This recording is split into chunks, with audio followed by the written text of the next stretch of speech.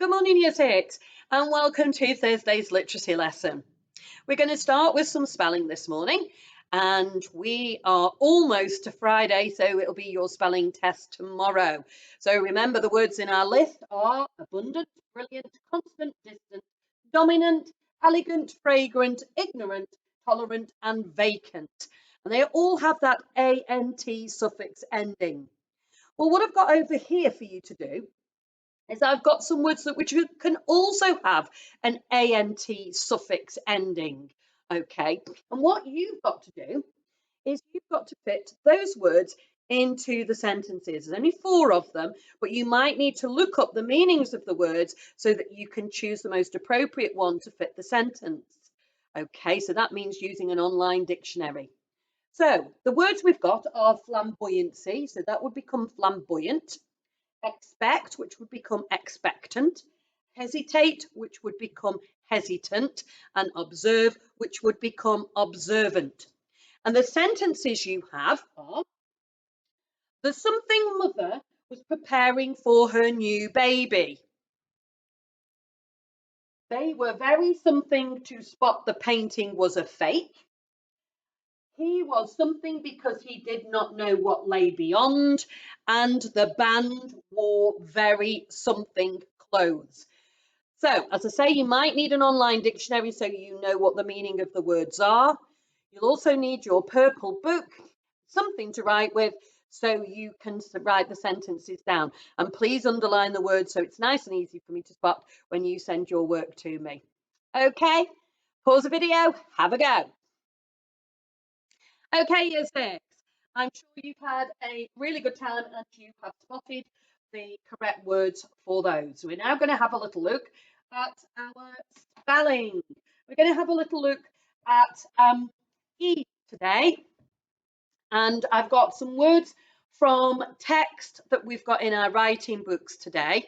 So we've got edible, sheltered, destruction, reduced, and insects. So we're going to have a little look at those, okay? So remember, when we're looking at the lowercase letters, we try and make them the same size, and we try and make our ascenders the same height and our descenders the same height as well. And remember, things, we haven't got descenders today, but they must sit on the line, your P's, your G's, your J's, etc. So let's have a little look then. So we lead into the E, D, I, B, L, E, and then I can finally dot the I at the end. Okay, and we've got sheltered, lead into the S, H-E-L-T-E-R-E-D. We try and get those ascenders the same height. Then we've got destruction, lead into the D, E, try and get that S the same height, U-C-I-O-N. Okay, and then you can do your dotting and crossing at the end. Then we've got reduced, lead into the R, D, U, C, E, D.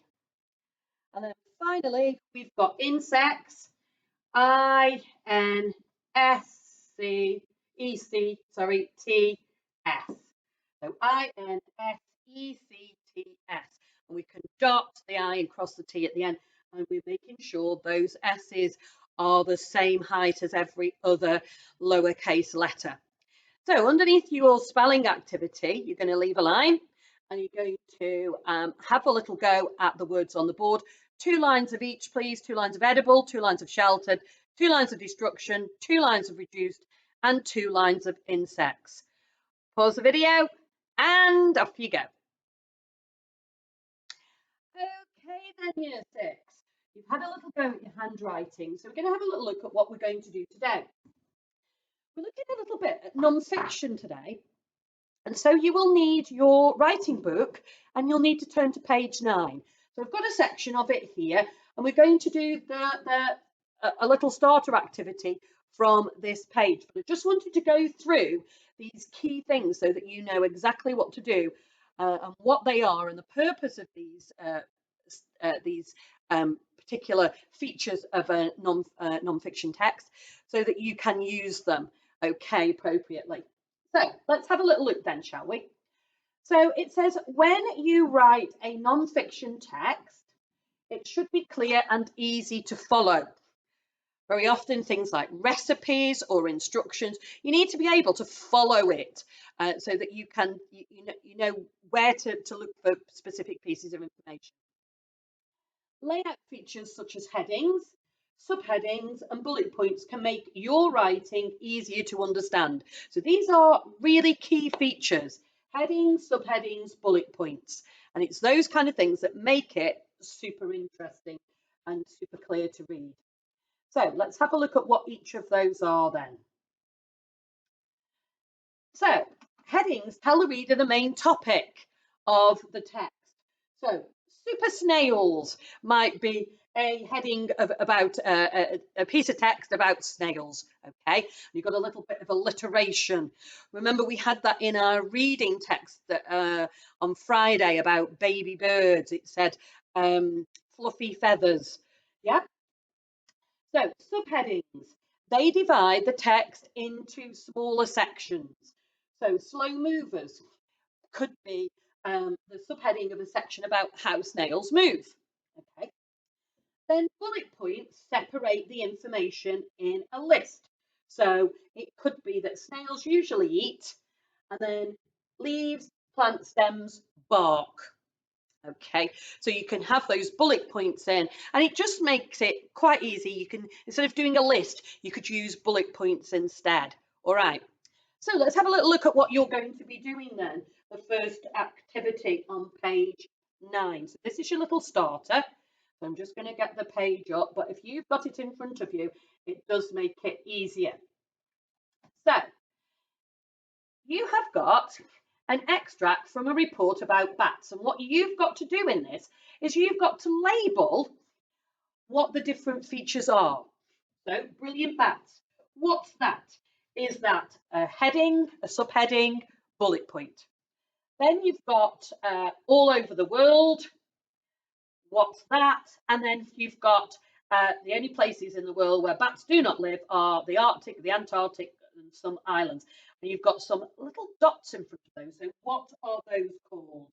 Okay. And then underneath it says, how does it make the text easier to follow? So have a little look at the information that's up on the top of the page, and you'll be able to fill in the boxes here. Okay, so that's our starter activity. You're doing question 1 in the bottom of that page 9, and have a little go, label those features, and then tell me why those features make things easier to read. Okay, pause the video, off you go. Okay, year 6. So you've had a little go at that. So the next thing that we're going to do is we're going to turn over the page. We're going to have a little look at the next little section. Okay, because we're gearing up today to creating using some information to create a little report, and then I've set a challenge of you doing a little report that includes subheadings and headings and bullet points about your favourite animal. So let's have a look. You need to turn over to page 10 in your book. I've got it up on the board here. Okay. So it says these are extracts from later in the report. So remember, it was about bats on the previous page, brilliant bats. So it's continuing this little theme about bats here. So it says write a subheading for each one. So have a little look. What is the text about? So it says most bats eat insects. Others eat fruit, fish, and frogs. So that's all about what bats eat. Okay, so what would be a good subheading to go above that? So it might be bats' diets, okay, or diet. So something to do with bats and what they eat. So you even might want to put what bats eat, okay, but little short subheading, all right? Then we've got bats generally live in sheltered places such as caves and barns. So this is telling us where bats live. So you might have diet there, and you might put something like where bats live.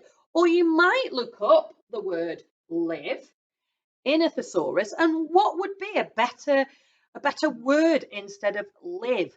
And you might find some really good synonyms and be able to put one here. Okay. Then finally, we've got bats often sleep upside down, hanging by their toes. So that's all about how bats sleep. So you might want to put a little bit there about sleep.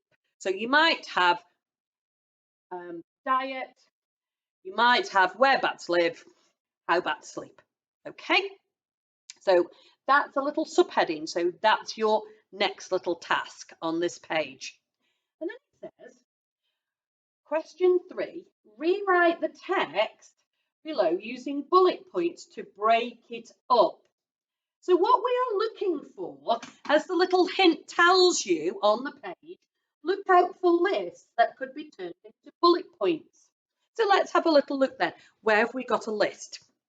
So it says here, today bats all over the world are at risk. This is due to a number of factors, such as destruction of their habitat, reduced food supply and disease. So we've got a list here. So you might do this. Today, bats all over the world are at risk. This is due to a number of factors, such as, and then you can put a little colon there when you rewrite it, okay? And then here, you do your bullet points. Now, you could either do it so that you've got, instead of a comma, you've got the bullet points, and take the and out and put a bullet point there. Excuse me. Okay. And have a bullet point, obviously, there. Or you might list them going down, okay, on a new line. That's entirely up to you how you decide to set them out. But we've got a list there, so we could put a bullet point, destruction of their habitat, bullet point, reduced food supply and disease. Now, there is another list in here, and I'm going to look, when you come to do this task, I'm going to have a look. Have you spotted it? And have you used bullet points for it? Okay, so I've shown you one, okay, and then you're going to have a little look and see if you can find another one to put another set of bullet points in. Now you have got dotted lines, so you're going to rewrite this text and you're going to put rewrite it with the bullet points in. Okay, so I'm looking for a really clear piece of text about bats. Okay, so you've got to go to the top of the page and you've got to create subheadings. I suggested have a look at live because you might find a really good word instead of live, and a really good synonym that you could put up for your subheading. So you're going to choose 3 subheadings about the diet, about where they live, and the other one about how they sleep. And then you're going to rewrite this text, putting bullet points in. So if you go back to page 9, you can see how that was set out, going across a line, or you might want to do it as we've very often done it in school. We've put the bullet points one underneath each other. It's entirely up to you how you want to do that. All right, so pause the video, have a go at page 10. Okay, how did you get on? Hopefully you spotted the other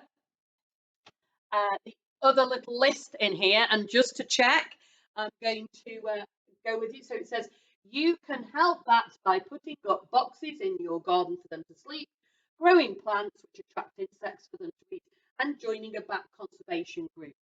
So I would say you can help bats by, I'd put my colon, and then here's my first bullet point. Then I've got a bullet point there. Take that out, and I've got that. Okay, so should have spotted that one. Right, final task then before the challenge. So now you're going to look at page 11. And what you've got here is you've got a piece of text about owls. And so you're going to use all of the knowledge that you've gained on page 9 and 10 to create a little bit of text all about owls. So you've got to think about a heading, you've got to think about subheadings, and you've got to think about how you can use bullet points. So you're going to need to read the text through, and you're going to need to think, where's a really good section to split it up? Where does it talk about that? Where does it talk about this? Where does it talk about something else? So you might talk about all about owls, okay? So it says, Britain is home to at least 5 species of owl, including the little owl, the tawny owl, and the barn owl. Straight away, I'm seeing a list there. Maybe you can go into bullet points. Owls have excellent eyesight and sharp talons, which make them very effective predators. So you might want to use this section here. Okay. What could you call that? Put a subheading, write that little section there. Catching a glimpse of an owl is tricky. They usually fly at night and are well camouflaged. You've got another section here from catching to camouflaged, and that would make another little section with a subheading.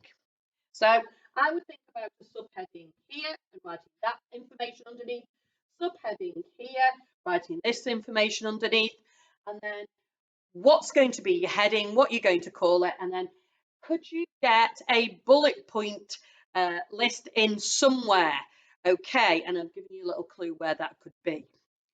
All right, so that is what you're going to do in at the bottom of the page there. You've got plenty of room to write your little piece of text, non-fiction text about owls. So then, what's your challenge? Well, you're going to write a little short report about an animal of your choice. So your favourite animal. And again, you're going to include heading, subheading, bullet points. So this time, you've got to do a little bit of research on your animal. You've not been given the text. You've not been given any information. So you've got to look for that and you've got to think, right, okay, I want a little bit of information about this particular animal. I've got to think about my heading, what subheadings, and a bullet point. Okay, it doesn't have to be large because you can see the owl text was really quite short, but there was a lot of information in that. So I'm looking for something of a similar size, but this time you're going to research it and you are going to create your headings, subheadings, and bullet points about your favourite animal. I'm looking forward to seeing what animals crop up in your videos, in your writing. Okay. So have a lovely Thursday. I think I've got that Friday feeling early. Okay, have a lovely Thursday and I'll see you tomorrow. Okay, have a lovely day. Bye-bye. Looking forward to seeing what you do. Bye-bye.